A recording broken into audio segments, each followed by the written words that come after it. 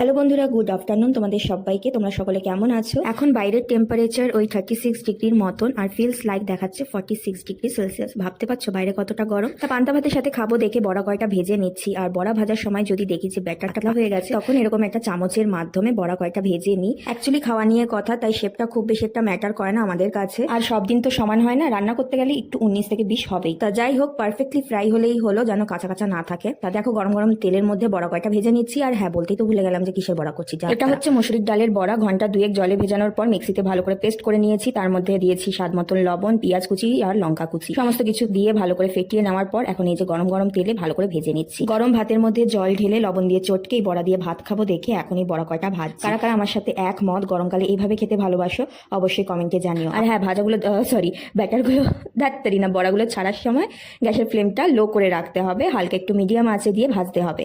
আর দেখো কিরকম ক্রিস্পি হয়েছে।